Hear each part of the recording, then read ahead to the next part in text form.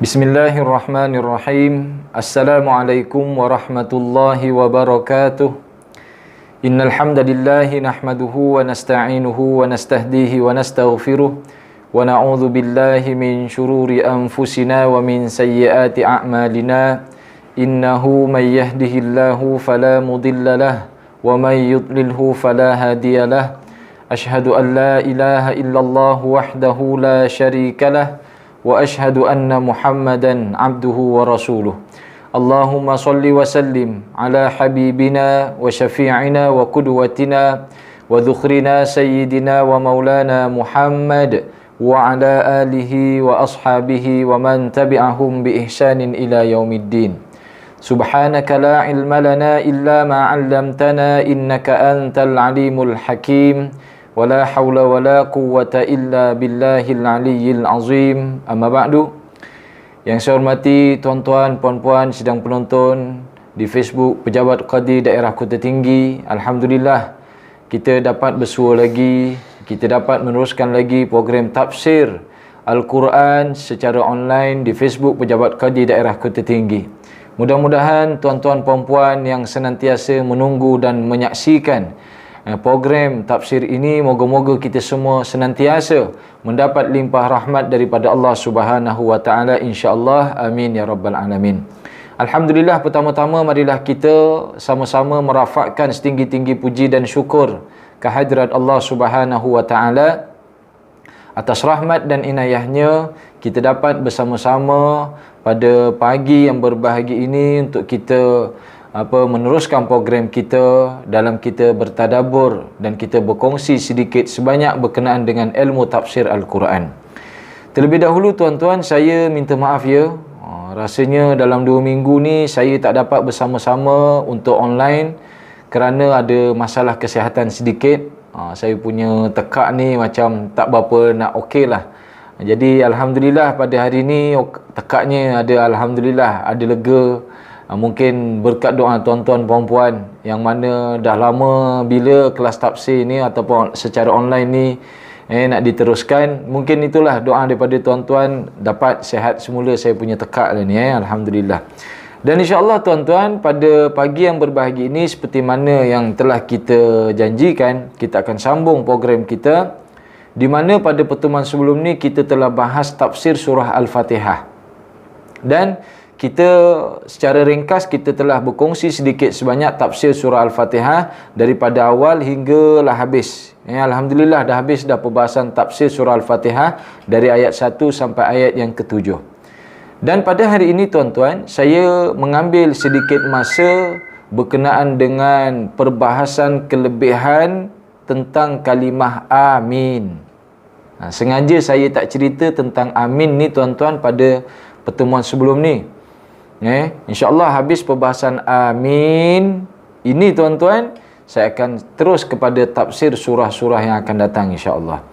Jadi di dalam kitab tafsir Imam Ibn Katsir rahimahullahu ta'ala, wa nafa'ani wa iyyakum bi ulumihi fid daraini amin ya rabbal alamin.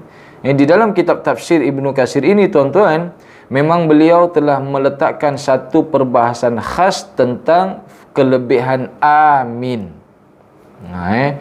Kita ni kadang-kadang bila solat menjadi makmum berat untuk kita sebut amin. Bila imam baca siratal ladzina an'amta 'alaihim ghairil maghdubi 'alaihim waladdallin.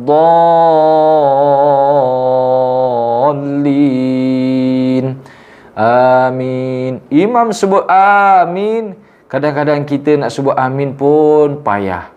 Pun berat.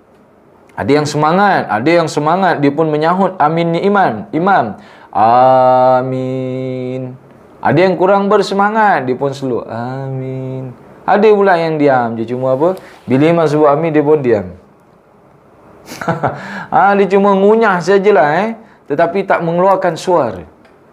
Yalah, kita bukan nak menyalahkan sahabat-sahabat, kawan-kawan kita ataupun kita dahulu tuan-tuan. Mungkin kerana kita belum tahu kelebihan menyebut amin. Jadi pada hari ini tuan-tuan, saya akan berkongsi dengan tuan-tuan berkenaan tajuk bab khas tentang amin. Jadi kita tengok apa yang dibahas oleh Imam Ibn Katsir. Di mukaddimah tentang perbahasan kelebihan amin ini tuan-tuan, Imam Ibn Katsir menyatakan bahawasanya orang yang habis membaca surah Al-Fatihah disunatkan menyebut lafaz amin dengan berwazan panjang semisal wazan lafaz Yasin. Gitu. Jadi sebutan amin, kata Imam Ibn Katsir ini yang pertama, disunatkan kita membaca amin sama wazannya dengan kalimah Yasin. Macam kita baca surah Yasin. Bismillahirrahmanirrahim. Yasin. Jadi kalau kita tengok di situ, amin, kalau wazan sama macam Yasin, kita sebut amin. A dipanjangkan, min pun dipanjangkan. Itu pertama. Dan yang kedua kata Imam Ibn Katsir, akan tetapi ada kalanya dibaca amin itu dengan bacaan pendek. Iaitulah dengan sebutan amin ataupun amin. Jadi ada dua kaedah bacaan di sini tuan-tuan. Yang pertama amin berwazankan macam kalimah Yasin, ataupun yang kedua dengan kita pendek amin pun dibolehkan. Ini ada dibahas di dalam perbahasan fiqh. Jadi hadirin yang dirahmati Allah, dan dalil yang menunjukkan tentang bacaan ataupun sebutan amin ini ada banyak di dalam beberapa hadis baginda Nabi SAW. Antaranya yang diriwayatkan oleh Imam Ahmad, Imam Abi Daud dan juga Imam Tirmizi rahimahumullahu ta'ala, yang mana hadis daripada sahabat Nabi, daripada Wa'il bin Hujr, bahawasanya dia menceritakan tuan-tuan, sami'tun nabiyya sallallahu alaihi wasallam qara'a ghairil maghdubi alaihim waladdallin faqala amin madda biha sautah wali Abi Daud rafa'a biha sautah. Maksudnya apa? Daripada sahabat Wa'il bin Hujur mengatakan menceritakan bahawasanya dia mendengar Nabi SAW apabila membaca ghairil maghdubi alaihim waladdallin, maka faqala, dan Nabi akan menyebut amin. Yang mana amin yang Nabi sebut tuan-tuan, madda biha sautah, dipanjangkan suaranya. Dan di dalam riwayat Imam Abi Daud, rafa'a biha sautah, Nabi meninggikan suaranya. Jadi ada dua, Nabi memanjangkan suaranya dan juga Nabi meninggikan suaranya. Jadi sebutannya dengan amin. Ataupun yang kedua, kaedah yang kedua, amin. Dan dengan caranya dipanjangkan dan ditinggikan suara. Maka hadirin yang dirahmati Allah, inilah di antara dalil yang menyatakan bahawasanya amin panjang dan kemudian ditinggikan suara. Bahkan tuan-tuan, di dalam riwayat yang lain, ketika baginda sallallahu alaihi wasallam menyebut amin, maka para sahabat yang menyebut amin ini tuan-tuan, hatta yartajjal masjid, sehingga masjid bergegar kerana ucapan amin tersebut. Jadi maknanya apa? Itulah yang kita amalkan sekarang ni tuan-tuan. Bila mana imam menyebut amin, maka makmum pun akan menyambut dengan sebutan amin sampai masjid bergegar. Kerana apa? Kuatnya sebutan amin tersebut. Bersungguh-sungguh kita sebut amin. Kemudian tuan-tuan yang dirahmati Allah, dan hadis-hadis yang lain tuan-tuan juga menyokong tentang hadis yang pertama tadi. Antaranya dalam riwayat Imam At-Tirmizi, di sini Sayyidina Abu Hurairah radhiyallahu an menceritakan hampir sama dengan apa yang diceritakan oleh sahabat Wa'il tadi, iaitulah Nabi bila membaca ghairil maghdubi alaihim waladdallin, Nabi akan sebut amin, sehingga sahabat di saf pertama mendengar apa yang Nabi sebut dan mereka pun akan amin juga bersama-sama. Kemudian tuan-tuan yang dirahmati Allah, apa kelebihan sebut amin ni sehingga para sahabat dan umat Islam sampailah kita sekarang ni tuan-tuan bersungguh-sungguh dalam kita menyebut amin? Kerana tuan-tuan, Nabi kita bersabda dalam hadis muttafaqun alaih, idza ammanal imamu fa'aminu fa innahu man wafaqa ta'minuhu ta'minal malaikah ghufira lahu ma taqaddama min dhanbi. Ini kelebihan sebut amin. Maksudnya apa dia? Idza ammanal imamu fa aminu. Sekiranya imam membaca amin, maka makmum pun mengikut membaca amin. Fa innahu, kerana sesungguhnya, man wafaqa ta'minuhu, siapa yang seiring bersamaan aminnya dengan ta'minal malaikah, dengan aminnya malaikat, ghufira lahu ma taqaddama min zambi, maka diampuni dosa-dosanya yang telah lalu. Maknanya tuan-tuan, siapa yang menyebut amin dan aminnya sama dengan amin malaikat, diampuni dosanya yang telah lalu. Ulama bahas pula, amin bersamaan amin kita dengan amin malaikat tu macam mana ya?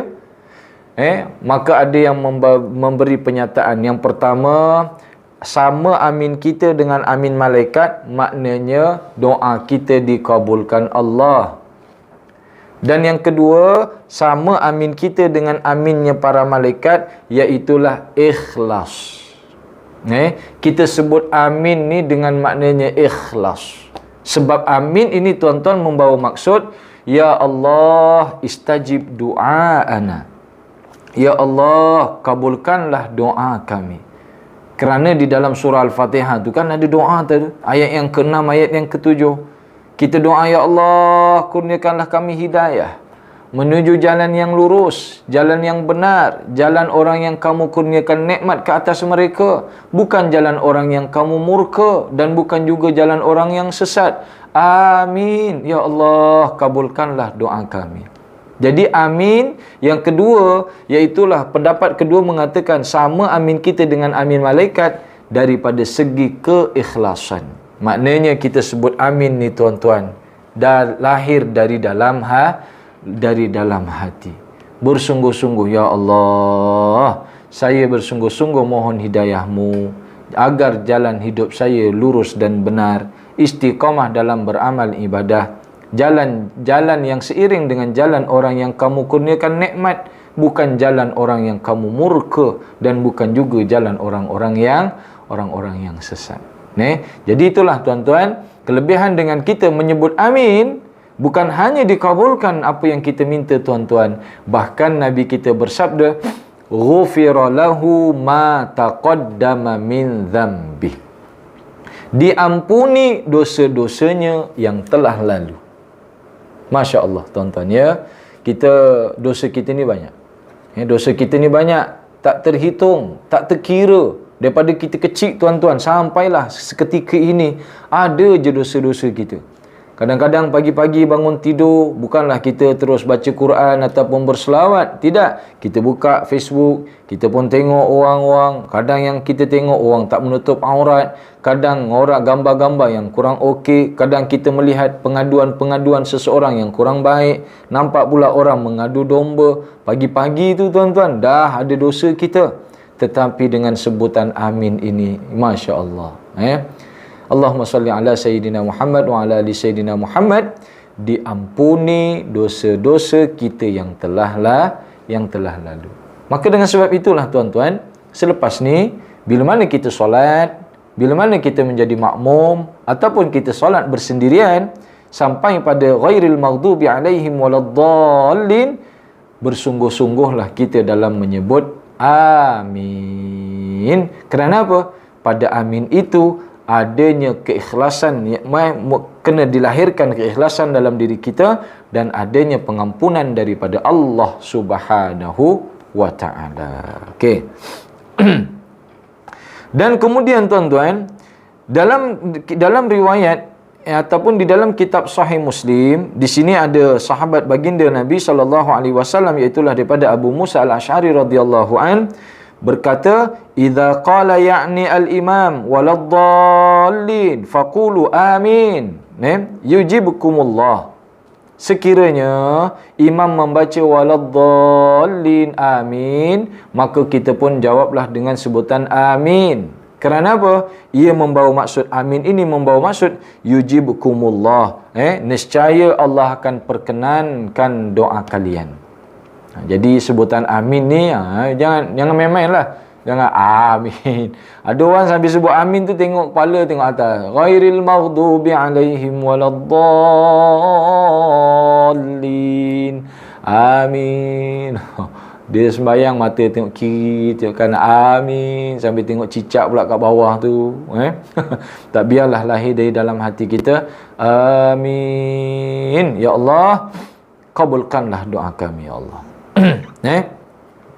Dan kemudian hadirin yang dirahmati Allah, juga ada seorang sahabat, iaitulah Abdullah ibn Abbas radhiyallahu anhuma, bertanya kepada Rasulullah sallallahu alaihi wasallam. Ini sahabat Nabi ni, sahabat sekaligus sepupu Nabi.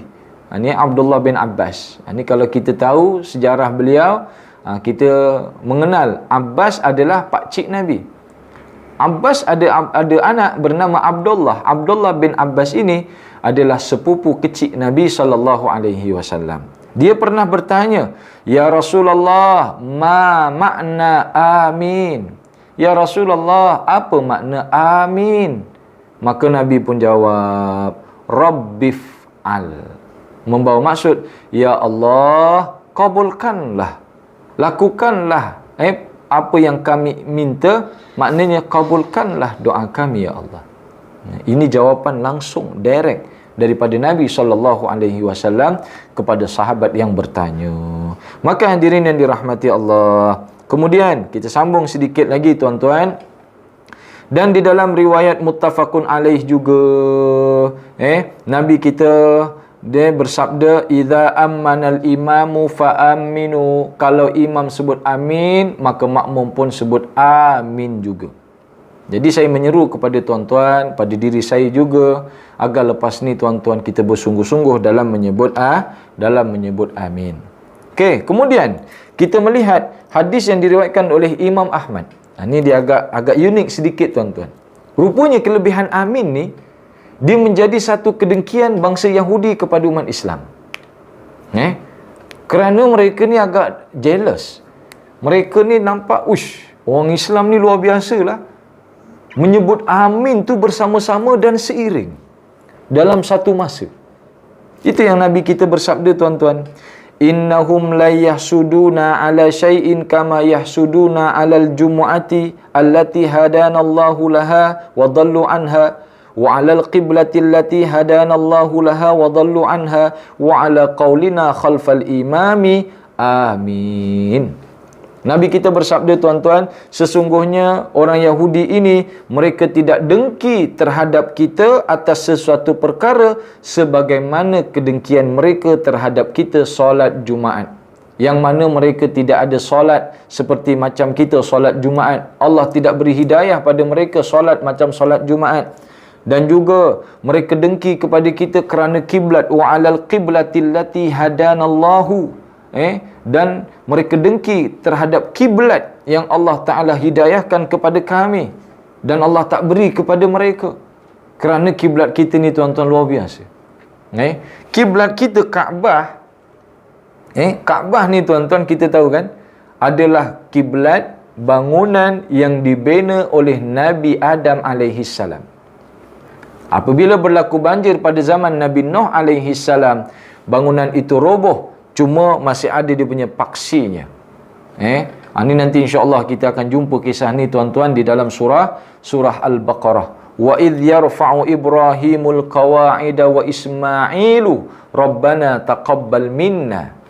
Itu kisah di mana Nabi Ibrahim diperintahkan oleh Allah Subhanahu wa taala bersama anaknya Nabi Ismail alaihi salam untuk membangun qawaid ataupun tapak paksi yang pernah dibuat oleh Nabi Adam alaihi salam. Ini yang disebut di dalam kitab-kitab tafsir tuan-tuan. Bangunan Nabi Adam alaihi salam buat tu, kiblat tu roboh, kena banjir, datang Nabi Ibrahim alaihi salam buat semula. Tapi orang Yahudi tuan-tuan kiblatnya di Baitul Maqdis. Memang betul kiblat kita dahulu adalah Baitul Maqdis, tetapi Allah Taala telah memperkenankan hasrat keinginan Nabi Muhammad sallallahu alaihi wasallam, alangkah baiknya kalau kiblat berpindah semula ke Mekah, Allah Taala tukar kiblat ke Mekah, maka itulah yang didengki ataupun yang menjadi dendam kebencian Yahudi kepada kita. Yang kedua, pertama dia dengki pada kita pada solat Jumaat kerana mereka tiada satu solat yang macam solat Jumaat, mengumpulkan satu kaum dalam satu masa, dalam satu jumlah yang besar. Yang kedua, mereka tiada kiblat yang luar biasa. Dan yang ketiga tuan-tuan, yang kata Nabi, mereka dengki pada kita tentang sebutan amin. Kenapa tuan-tuan? Kerana amin kita ni tuan-tuan menggegarkan masjid, menggerunkan musuh. Kerana apa? Pada sebutan amin itu kita diajar kesatuan, bersamaan, tiada pangkat, tinggi rendah, kulit hitam putih, semua sama dalam sebutan amin. Kita tengok di dalam masjid tuan-tuan, bila masuk ke dalam masjid, semua orang tu sama je. Tinggi, rendah, pangkat, apa semua, kulit hitam putih, mereka sama sahaja, berada dalam satu saf. Tak ada orang ada kelebihan lebih dalam masjid tu. Mentang-mentang kita kaya, nak sembahyang dalam masjid pakai kasut, boleh ke? Tak ada. Semua pakai, semua kira apa, berkaki ayam ataupun mungkin berstokin. Tak adalah yang kaya tu pakai dia punya apa, kapet daripada emas. Tak ada. Jadi hadirin yang dirahmati Allah, bila masuk masjid sama, kita berada pada ketinggian yang sama. Kemudian kita berada pada saf yang sama. Kemudian kita bersama-sama, sebelah mungkin sini orang kaya, sebelahnya orang miskin, ataupun bahkan boleh jadi orang fakir. Jadi bila mana sebut amin ni tuan-tuan, yang terlihat di luar orang yang bukan Islam, nampaknya kesepakatan, kebersamaan. Apa lagi? Sama taraf, sama darjat, dan dia juga menampakkan kekuatan orang Islam. Inilah tuan-tuan yang disebut oleh baginda Nabi sallallahu alaihi wasallam, yang mereka orang Yahudi ni merasa iri, mereka merasa jealous dan tidak puas hati dengan orang Islam. Maka hadirin yang dirahmati Allah, dan di dalam riwayat Imam Ibnu Majah tuan-tuan, Nabi kita menyambung bahawasanya orang Yahudi ini dengki pada kita pada dua. Pertama pada sebutan salam, Assalamualaikum, dan yang kedua pada sebutan amin. Kerana apa? Ucapan salam tu doa sejahtera, ucapan amin pula doa pengkabulan. Luar biasa Islam kita ni. Kita kalau jumpa sahabat kita yang Islam tu kan, kita akan sebut Assalamualaikum, salam sejahtera ke atas kamu. Kita doakan dia tuan-tuan, semoga kesejahteraan ke atas kamu. Dan bila orang berdoa, kita pun baca amin. Maka kita pun berharap, ya Allah kabulkanlah apa yang didoakan oleh orang tersebut. Wah, luar biasa. Inilah yang menjadi satu iri hati bangsa Yahudi kepada orang Islam. Bahkan tuan-tuan, di dalam riwayat Ibnu Murdawih menyatakan bahawasanya Sayyidina Abu Hurairah radhiyallahu an telah mendengar bahawasanya Nabi sallallahu alaihi wasallam bersabda, amin khatamu rabbil alamin ala ibadihil mu'minin. Sebutan amin ini adalah gabungan penutup kepada doa-doa yang Allah Subhanahu wa taala akan kurniakan kepada hamba-Nya yang beriman. Luar biasa tuan-tuan, luar biasa. Jadi sebutan amin ni bukanlah sebutan yang remeh-temeh, yang boleh kita pandang remeh ataupun yang kita malas nak sebut. Kerana apa? Kerana kelebihannya teramat banyak. Kalau kita lihat daripada hadis ini tuan-tuan, Nabi kita menyatakan amin merupakan gabungan ataupun ikatan. Kata orang Indon tu pungkasan, ataupun dia punya gabungan keseluruhan doa yang Allah Subhanahu wa taala akan kurniakan ke atas hamba-Nya yang beriman. Maka dengan sebab itulah tuan-tuan, kita ambil beratlah dengan sebutan amin ini. Kerana dengan sebutan amin ini tuan-tuan, selain kita dikabulkan oleh Allah Subhanahu wa taala, kita juga mendapat keampunan daripada Allah Subhanahu wa taala dengan ucapan amin tersebut. Wallahu a'lam bissawab. Mudah-mudahan memberi manfaat untuk saya dan untuk tuan-tuan semuanya, dan mudah-mudahan kita semua bersungguh-sungguh dalam mendalami ilmu-ilmu di dalam Islam, khasnya berkenaan dengan tafsir Al-Quranul Karim ini, insya-Allah. Wallahu a'lam bissawab. Habis perbahasan kita Fatihah dan kemudian tentang amin. Dan insya-Allah tuan-tuan, pada pertemuan akan datang minggu hadapan kita akan mula perbahasan tafsir yang baru daripada surah yang baru, dan seperti mana saya mendapat cadangan, iaitulah kita akan mula penafsiran daripada surah yang terakhir dan kita menaik. Kita akan bahas surah An-Nas dulu, Al-Falaq, Al-Ikhlas, Al-Masad, kemudian surah An-Nasr, surah Al-Kafirun, sampailah kita menaik ke atas. Kita menaik ke atas, insya-Allah. Wallahu a'lam bissawab. Mudah-mudahan kita diberi kefahaman yang baik oleh Allah Subhanahu wa taala, diberi kekuatan ingatan, diberi semangat yang baik untuk istiqamah dalam ibadah, dan mudah-mudahan kita semua mendapat keampunan dari Allah Subhanahu wa taala. Wallahu a'lam bissawab. Aqulu qauli hadza wa astaghfirullahal azim li wa lakum. Wassalamu alaikum warahmatullahi wabarakatuh.